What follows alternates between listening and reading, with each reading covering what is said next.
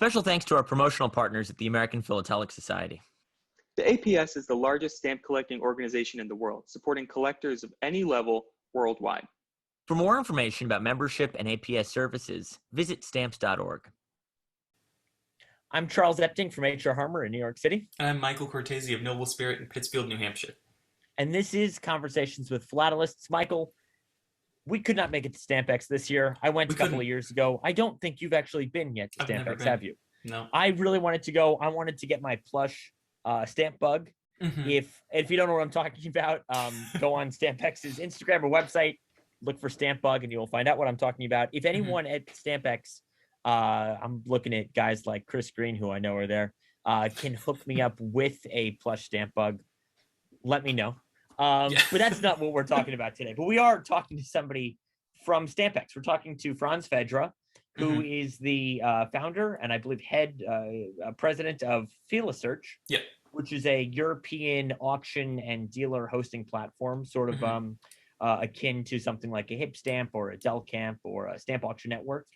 In that same family of companies. And we're going to talk to Franz a little bit about, what they're hoping to get out of StampX, a little bit of history about the business. And I think, maybe American collectors can learn something from this as well, because it's a site that, maybe people over here on this side of the Atlantic aren't as familiar with.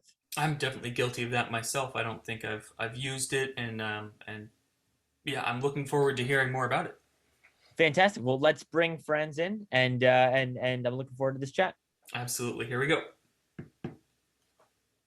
So thank you very much for joining us. I see you mentioned that you were just struggling with some London traffic, and I see a StampX stand behind you. Why don't you tell people who maybe don't know where you are or who you are, just give us a little bit of background about what's going on these next couple of days in London. I mean, the next couple of days from tomorrow until Saturday, the StampX show, the autumn show, is running, I think, with around 1,800 dealers and auction houses. So I think it's the biggest show in England for sure, and also one of the biggest in Europe. So, and it's always, and England is the area, or StampX is the area, I think you find for each area you can collect. You find a collector who visited. That's a fantastic thing on StampX. Yeah. So, and for you personally, for Philasearch, what is your presence like? What are you hoping to get out of a StampX like this? So is it? I mean, for us, it's important first to help StampX. That's the one point, which I think is important, because I think even if we are an internet company, the social part of the hobby, it's the auctions and the shows. I think it's very important, and if everybody says we don't go because it's not important for us, it's not good for the hobby. Yeah. No, so that is why we do shows worldwide. One thing is that it's for us the easiest way to meet our clients, the auction houses and dealers. And at the same time, which I think is very important, we have the contact to the collectors. Yeah. And we get directly their needs, their questions, how we can help them, which helps us to make Philasearch better for them. So for this, it's a win-win situation for us. Yeah, no, I couldn't agree more. As more and more places go online, it's important to keep supporting shows. I mean, as an internet dealer solely myself, I go to shows specifically for the same exact reason, to meet people, but to support the shows. It's important. Can you talk a little bit about the website itself? What it is you do, how it started? I think especially for American collectors who are maybe not as familiar with, in Europe it's it's everywhere, but for an American collector, sort of walk us through what Philasearch is and what it does. the idea of Philasearch is to give collectors the opportunity to look to a lot of material, not by auction house to auction house. So if they collect an area like US, they see the material of all, if they want, they see the listing of all the companies who are online at the moment. And but not only as US, it's very specialized, like in US, in the issues from the 1850 on with to all the issues, but also that we not only take the auction lots or dealers lots and list them by issues and areas. We also go through the descriptions and make a cross-reference of the items. So if somebody doing railroad, he finds all, with one click, he finds all the railroad in this area.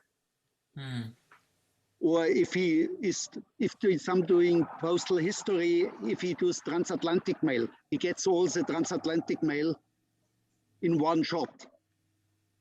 And as the collection getting more and more specialized, that was the idea, to give the people the possibility to find the items quick. Yeah. So they don't have to search every single auction catalog. You're really searching them all at the same time. It's bringing up. If you want, or you can do it auction by auction. Right. And so you have both opportunities, but you also can save your search.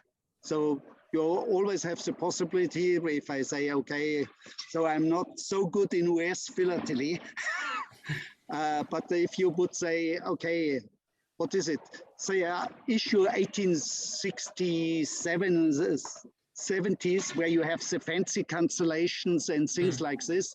So you want especially only this issue with a certain cancellation or with a certain town or city. You can store it, and whenever the system, whenever something is listed, the system would send you once a week an email and would say, "Hello, Charles, that's the new items for your collection area."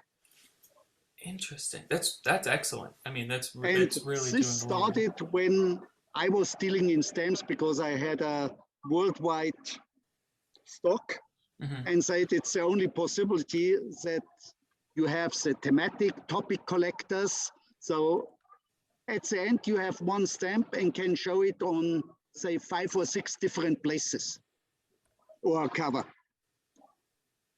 And so that was how it started. And as I was, first I wanted only to do it for my company.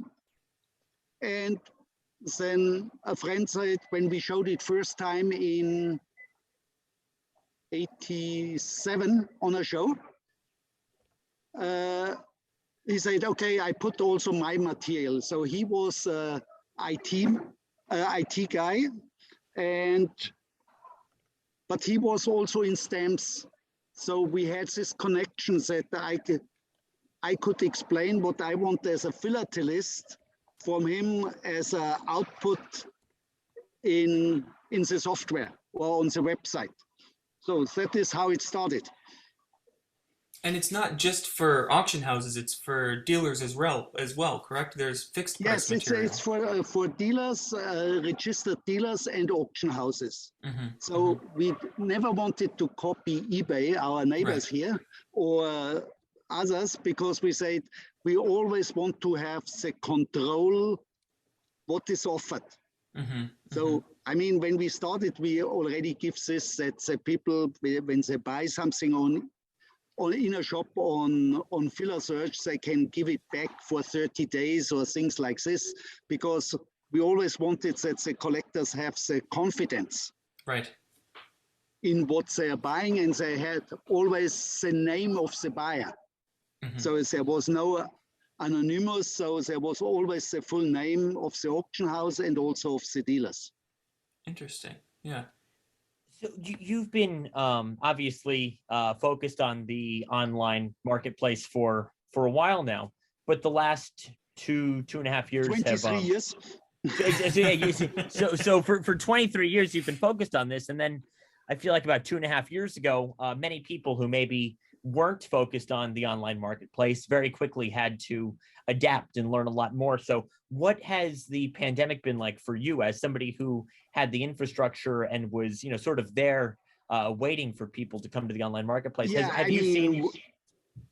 I think we are winners, or the whole market was winner of the situation, and our main focus in this time was these people who came new into the online market, to help them to get the results as easy as possible.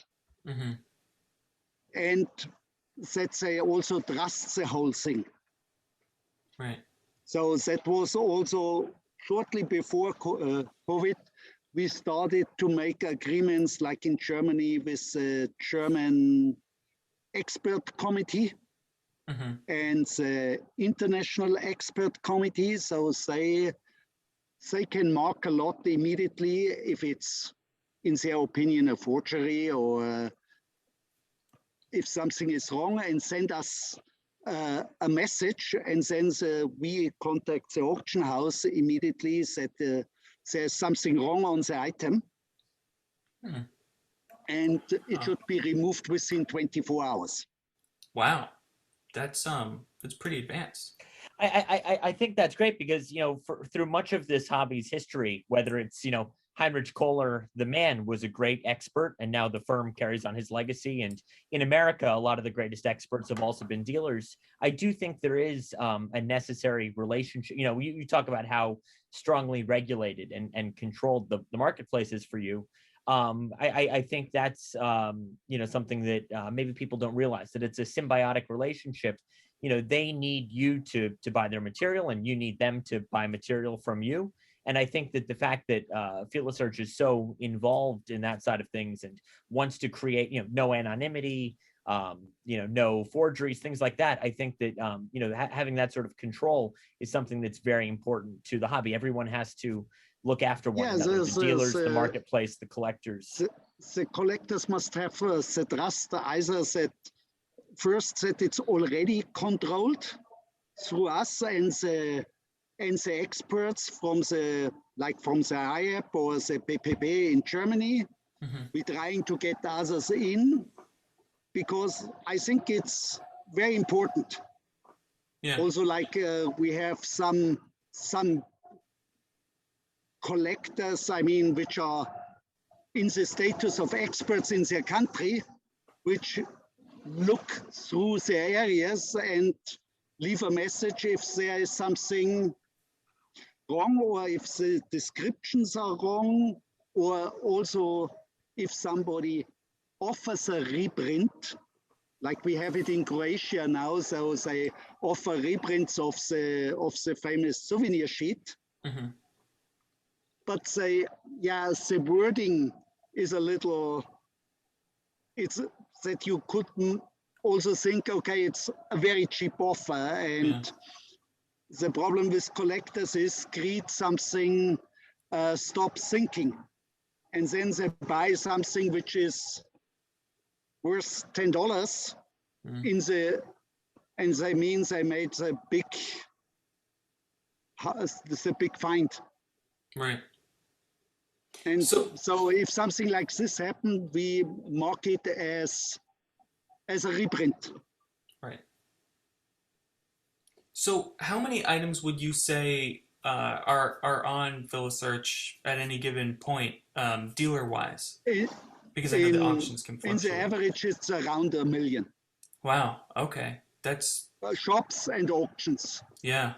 No, that's a lot to kind of look through, but that's a massive offer, and a lot to police for those experts as well. Yeah, but it's if I look, I get most of the messages, Yeah. it's always the same. Yeah. Yeah, no, that's understandable. It's always the same. Yeah. You see, also the auction houses, with them we work, we choose. Yeah. Yeah.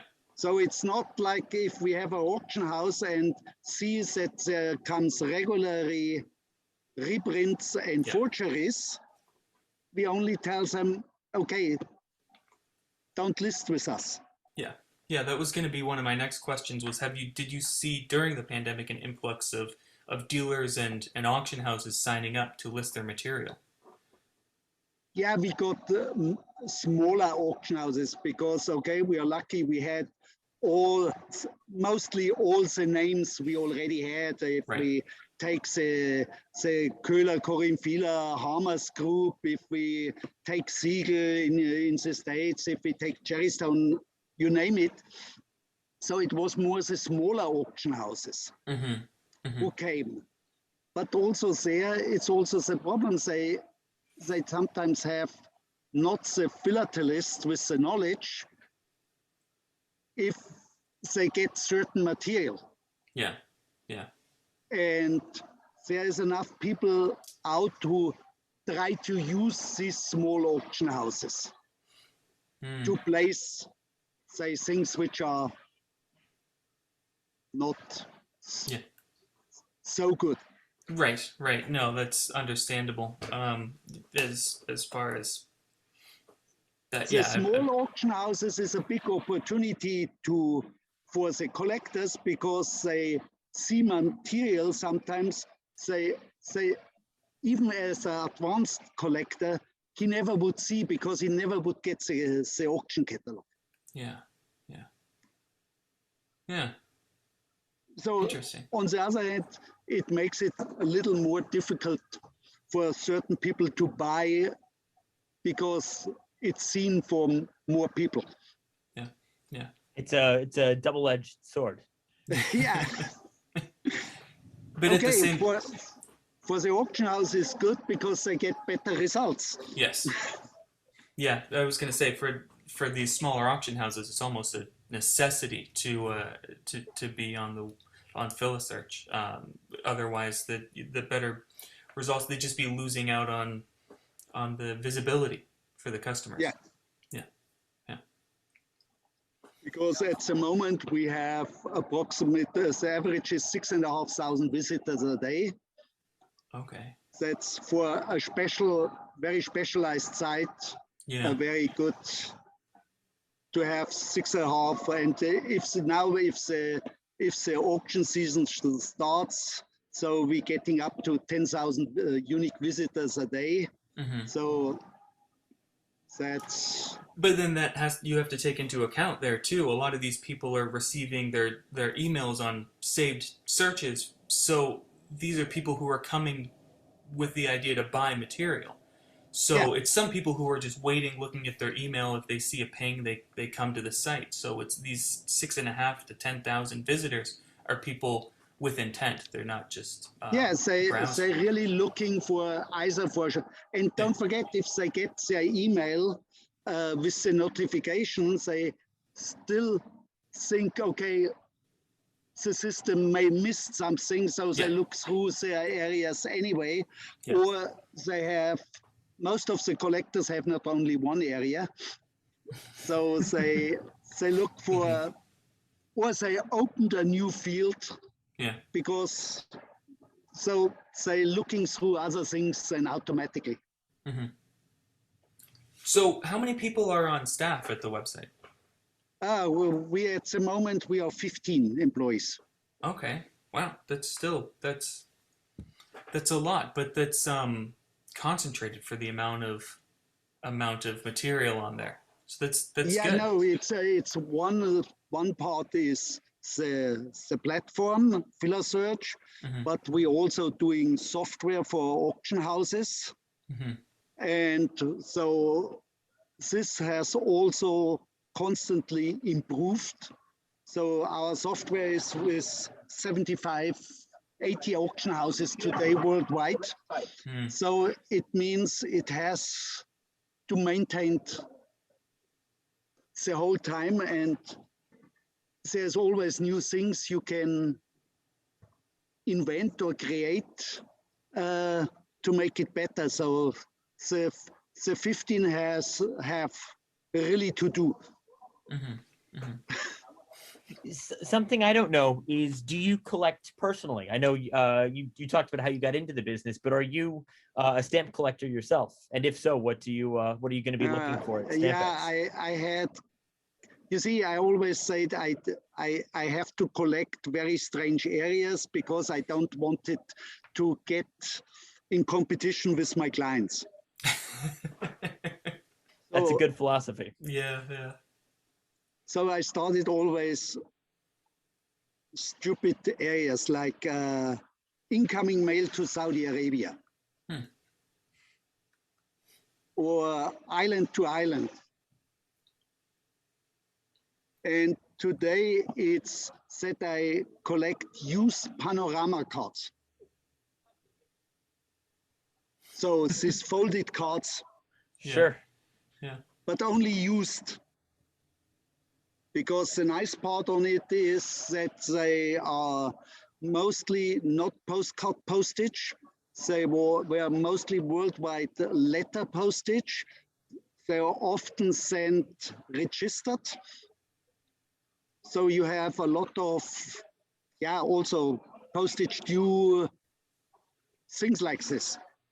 And those can be quite delicate after so many years as well. I know when I've seen plenty that are just half of a panorama card. Yeah, you find them unused, used in perfect condition, and only then I take them. They sometimes a little difficult. Sure. And there are some which are quite rare. So, Numisearch and Antiquesearch, what is, if I may, what is their relationship to Philasearch as well? Is it something that you run as well, or are they kind of sisters? We run this as well. Numisearch came because we had auction houses, stamp auction houses, which went into, I mean, they got, how you name it, they got the estate and there was stamps and coins. So they started also to put the coins into the in the auction catalogs. And in the beginning we made it within Philasearch, then it got more. Then we said we have to also, in our way of thinking, we have to specialize this also and keep it separate from the stamps. Right. Okay. But as we see that a lot of coin collectors are also in stamps and the other way around, so we can connect them.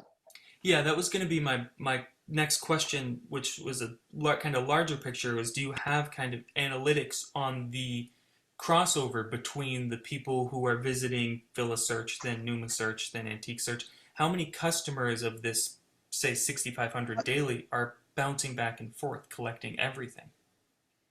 I would say 30%. Okay. No, that's significant.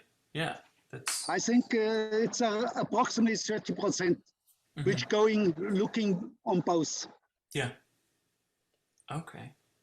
No, that's and it's always good to know. Antiquesearch is from the ideas the same. As you're getting more and more auction houses which have watches, or there is a estate and they have a painting or something, mostly nothing big, or books.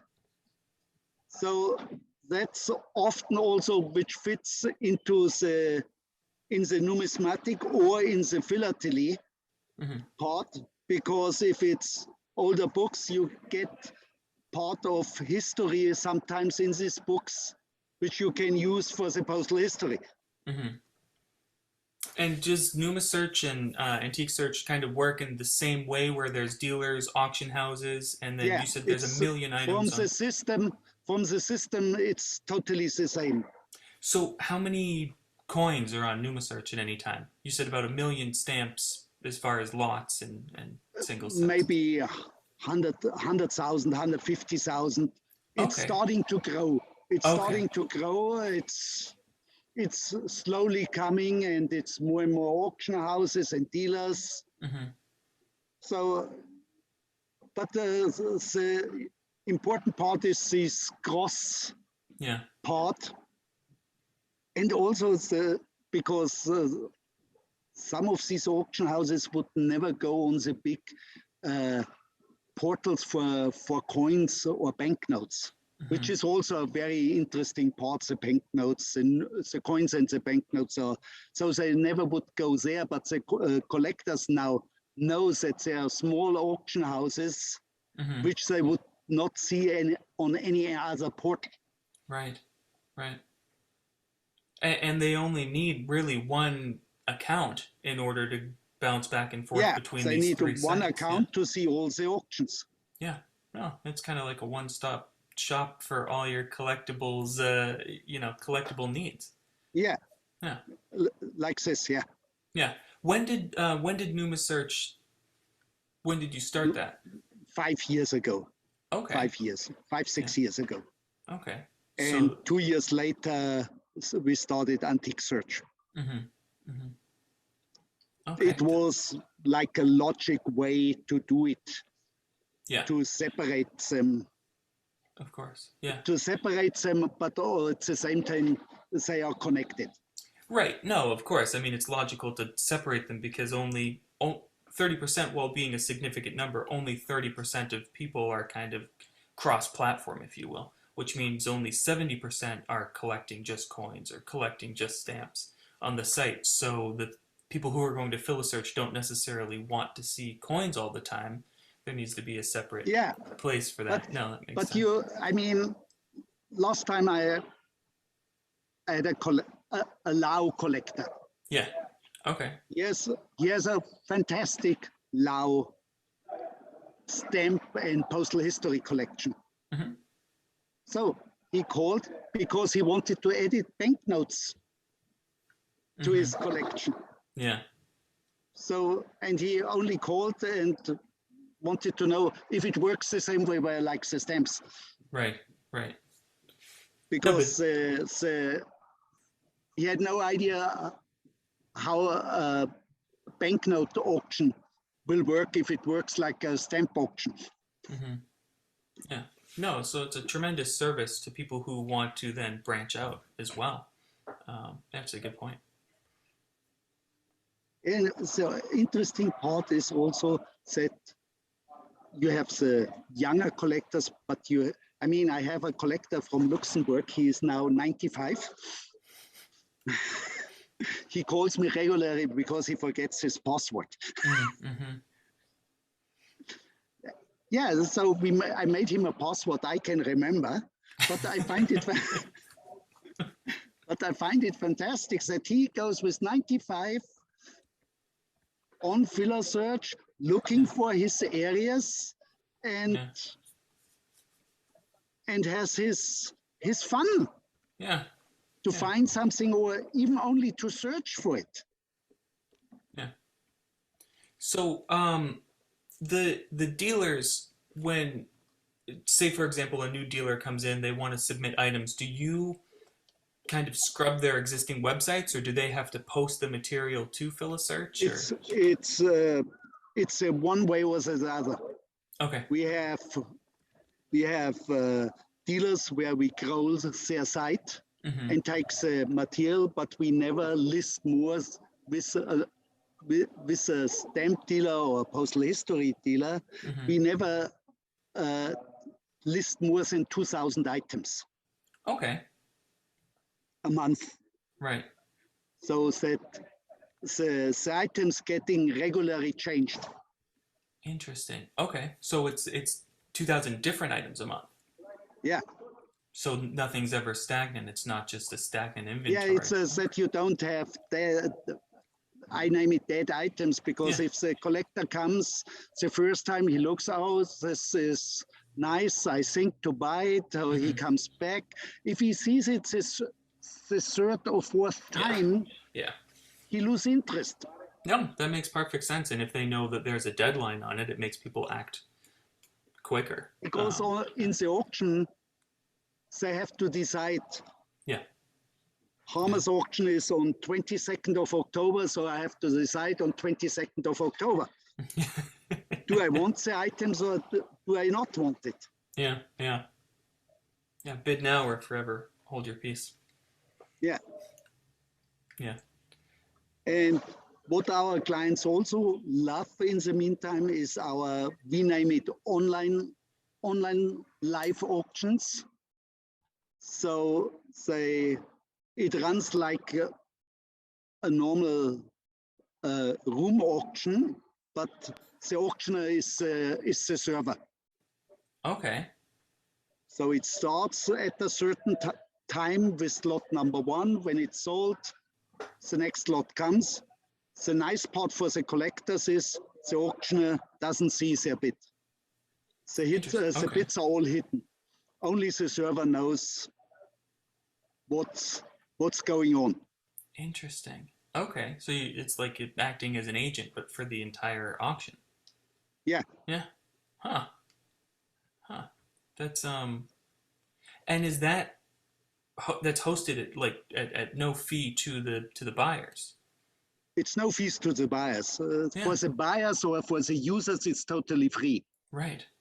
Interesting. Okay. For the users, it's totally free. Also, if they store their searches or if they have hundreds of searches, it's free. Interesting. I mean, the only where we from time to time charge from a collector if he wants a very special archive search. So, because Philasearch stores all results, all items since 23 years. So you've got historical data for everything sold. Everything whatever listed on Philasearch is stored and archived. And sometimes we have collectors who say, okay, I have this special number. I want to know how many of them on cover were sold in the last 20, how many exist or were on auction in the last 20 years. So for this, they have, this we do from time to time, or if somebody is doing a book or something and need some information, then we do it. Yeah, no, that's a fantastic resource as well. That's a great service to provide to people. Yeah, because we want that they, if they get information, they go forward. Yeah, absolutely. No, you need an informed clientele in order to keep the hobby going. I agree completely. Because I think it's very important that they get enough knowledge. Yeah. That's also, we started now news that we also, literature has his own part. So yeah, if there is coming a special, say, there's a special catalog US, auction catalog, he comes on the US, he comes, so I'm back on the fancy cancellation. So he would find it in this way, so that he finds it under the country, but also now it's a rubric, foreign countries, special sales.